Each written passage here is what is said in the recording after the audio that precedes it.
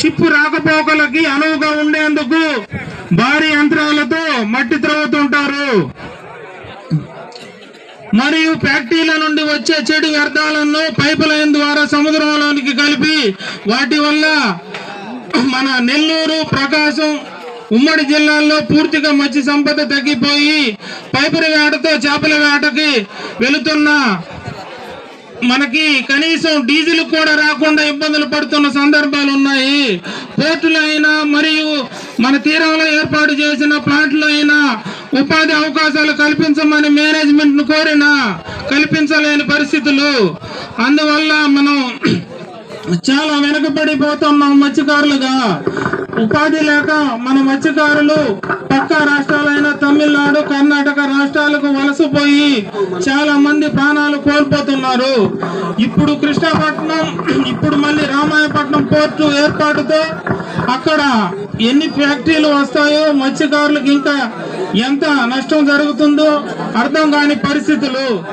మత్స్యకారులు తరతరాలుగా ఎదుర్కొంటున్న సమస్యలు.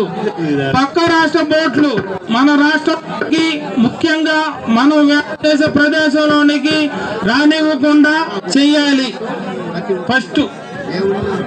రెండోది, చేపల వేట నిషేధ ప్రాంతంలో 60 రోజుల పాటు చేపల వేట నిషేధిస్తున్నారు.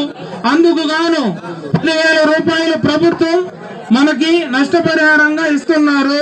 అంటే ఒక రోజుకి 166 రూపాయలు చొప్పున 60 రోజులకి 10,000 రూపాయలు ఇస్తున్నారు.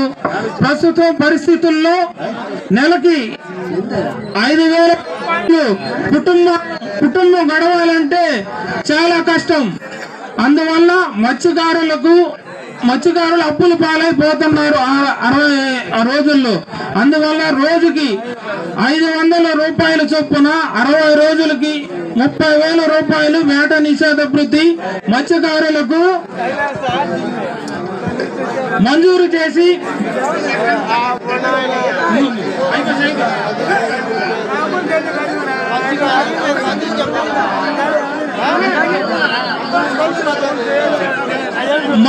చేసి ఇంకను ప్రకృతి సంబంధించి తుఫాన్లు వచ్చినప్పుడు జిల్లా ప్రభుత్వ యంత్రాంగం మత్స్యకారులు చేపల వేటకు వెళ్లొద్దని సూచించినప్పుడు ఎన్ని రోజులైతే సూచిస్తారో అన్ని రోజులకి రోజుకి 500 చొప్పున నష్టపరిహారం చెల్లించాలి.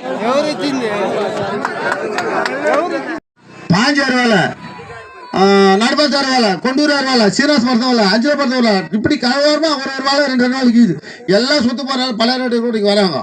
இதனால அந்த போர்டை பிடிக்கணும்னா நம்மளுக்கு என்ன ஐடியா அது சொல்லுங்க.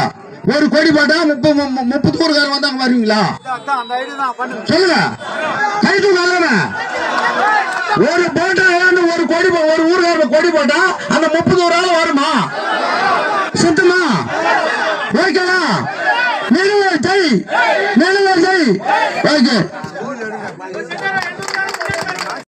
கூட வர்றது நாங்க எல்லாரும் கூட சித்தமா இருக்கிறோம், சந்தோஷமா இருக்கிறோம்.